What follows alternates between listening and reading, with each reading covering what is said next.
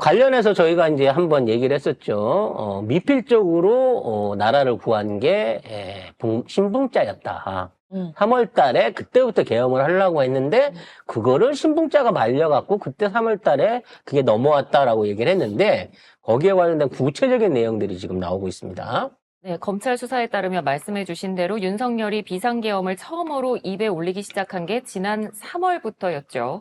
3월 말에서 4월 초 무렵 이 삼청동 안가에서 윤석열과 당시 김용현 경호처장, 신원식 국방장관, 조태용 국가정보원장, 여인영 군군 방첩사령관이 모여서 이때부터 이제 비상계엄 이야기가 나오기 시작했습니다. 그리고 김용현 경호처장이 국방장관으로 옮긴 뒤 10월 1일 국군의 날에는 관저에서 또 모입니다.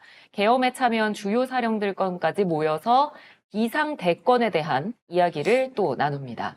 그리고 대국민 담화를 통해 국민의 뜻을 겸허히 받아들여 국정쇄신에 나서겠다라고 밝혔던 11월경부터는 말과는 다르게 비상계엄 준비를 본격화한 것으로 판단되고 있습니다.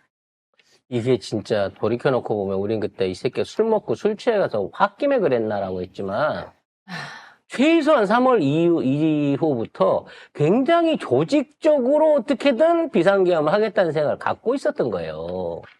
그래서 우리가 흔히 얘기했던 사령관 바꾸고 국방장관 바꾸고 골프장 댕기고 이 모든 것들이 사실은 계엄을 위한 작업들이었다는 게 이제 그렇죠. 확인이 되고 있는 겁니다. 근데 문제는 단순히 계엄을 해가지고 지금 있는 뭐 이재명 대표를 체포하거나 민주당을 어떻게 해산시켜가지고 정치적인 이득을 노리는 게 아니라 아예 자기 중심적인 그러니까 윤석열의 나라를 만들려고 한 거예요. 의회를 파괴하고 아예 대체를, 그러니까 기존에 있는 의회를 대체할 수 있는 새로운 윤석열의 의회를 만들려고 했다는 얘기입니다. 그게 뭐냐면 옛날 전두환이 했던 것처럼 헌법이고 뭐고 다 개무시한 상태에서 내가 나한테 유리한 법령을 만들어가지고 내가 영구집권하겠다라고 하는 이런 플랜을 감히 40년 전에 전두광이가 했던 방식을 실제적으로 실현하려고 준비를 했다는 거예요. 이렇게 되면 민주당을 없애고 의회를 없앤 다음에 지네가 그걸 대체할 수 있는 일종의 비상내각을 만들어가지고 대통령 선출 방식부터 시작해가지고 모든 대한민국에 있는 헌법들을 다 뜯어고치려고 한 거예요. 그러니까 진짜 너무 소름 끼치는 게 오래전부터 차근차근 준비를 해왔던 건데 그때 우리가 왜 이렇게 이 개엄마저도 어설프지라고 얘기를 했는데 어설펐던 게 아니고 우리 시민들이 우리 국회가 빨리 대응을 했던 거였다. 근데 지금 밝혀지는 내용들 보면은 일단 윤석열은 난 겁만 주려고 그랬어. 이게 거짓말이라는 게 또 밝혀졌잖아요. 왜냐하면 3월부터 이 이야기를 했고 8월부터는 아예 구체적으로 그 이야기를 하기 시작했다고 하니까 이게 겁주는 정도가 아니었다라는 거죠. 3월하고 8월하고는 큰 차이가 있습니다. 3월은 21대 국회였어요. 그렇죠. 수박들이 난동을 피우고 있던 시절이었기 때문에 만일 3월에 계엄을 했으면 계엄이 맥혔을 겁니다. 그렇죠. 그리고 저도 감옥 갔을 겁니다. 야구방망이로 터졌겠죠. 네? 근데 3월 달에는 붕자가 이걸 막은 거예요. 그리고 4월에서 총선에서 우리가 대승을 거둔 겁니다. 그렇죠.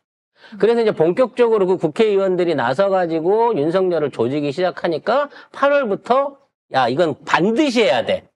얘네들 데리고는 절대 내가 지금 있는 권력 유지 못해라는 생각에서 8월 이후에 22대 국회를 보고 어떻게든 이걸 죽여야겠어라고 몰아붙이기 시작했다는 거죠.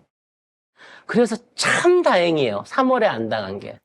와, 그러니까 이게 우리가 그때 수박 척결해야 된다고 난리를 치고 당원들하고 지지자들이 진짜 엄청나게 목소리를 많이 높였거든요. 그 당시에 우리 송작가 TV에서도 엄청 그런 방송 많이 했는데 그게 결국은 신의 한 수였어. 공천을 제대로 싸울 수 있는 사람들 위주로 우리가 공천을 해냈다라는 게 그게 신의 한 수였던 것 같아요. 그리고 그런 과정들이요. 민주당 지지자들뿐만 아니라 많은 시민들이 민주화되고 정치에 관심을 가지고 정치에 참여해야 된다라고 하는 의식을 높이는데 굉장히 큰 공헌을 했다고 저는 생각합니다. 만일 그러니까요. 21대의 국회였다면, 그런 민주당이었다 그러면 이번 계엄 사태가 터졌을 때 시민들이 그렇게 국회를 지키기 위해서, 민주당을 지키기 위해서 여의도로 몰려가는 일은 저는 없었을 거라고 생각합니다. 그쵸. 맞아요. 저도 강 건너 불보듯 했을 거예요. 근데 그 당시에 기레기들이 맨 하루가 멀다고 배딸들 막 문제 있다는 식의 보도를 어마무시하게 했잖아요. 그러니까 민주당 내에서 당원들과 지지자들이 이렇게 목소리를 크게 내는 거에 대해서 굉장히 부정적으로 보도를 많이 했단 말이에요. 지금 생각해 보면은 그런 거에 굴하지 않고 당원들의 목소리에 귀를 기울여준 이재명 대표. 아, 진짜 대단했다라는 생각이 들어요, 진짜로. 아무튼 섬찟할 뻔한 상황인 거고요. 문제는 이제 이게 아직도 잔불이 남아 있다는 거죠. 그렇죠. 네, 제가 하나하나씩은 털어내고 있습니다만, 뭐, DII도 복귀했다고 하고, 뭐, DII 이건 뭐야? HID. HID, 무슨 얘기를. 지금 여기 감기 걸리신 분들이 많아서 네, 양해 감기약을 부탁드립니다. 세게 먹어서 그렇습니다. 네, 네. 네, HID도 복귀를 하고 있다고 얘기를 하고 있는데, 이제 와서 국짐 이것들은 뒷북을 치면서 HID가 무슨 폭탄으로 뭐 무장하고 저기 하고 있다고, 선동하고 있다 이렇게 뒤에서 고소고발을 하고 있다고 합니다. 심지어 뭐 이재명 대표를 지금 고발을 고발을 한다는 거예요. 그러니까 이게 말이 안 되는, 아이고, 참, 예.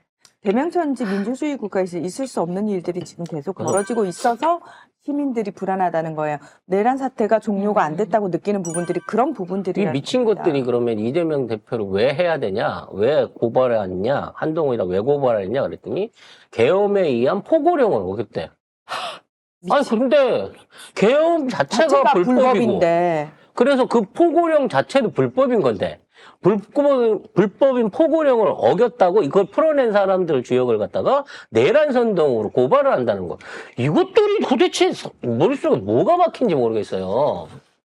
아, 진짜 한마디로 말해서 미친놈들인 거죠. 그러니까 근데 정상적인 사고로 상대를 해서는 안 되는 놈이다 라는 생각이 들 뿐입니다. 근데 진짜 저는 이번에 약간 우리 시민들이 또다시 온정주의로 접근하면 어떡하지라는 걱정을 했는데 그런 걱정은 안 해도 될 것 같아요. 맞아요. 네. 이제 확실하게 음. 버릴 놈은 버리고 조질 놈은 조져야 된다라고 시민들이 생각을 하고 있기 때문에 그동안 1년만 지나면 잊어줄 거야 라고 생각했던 놈들 우리 절대 잊지 않는다는 거 알아야 될 것 같습니다.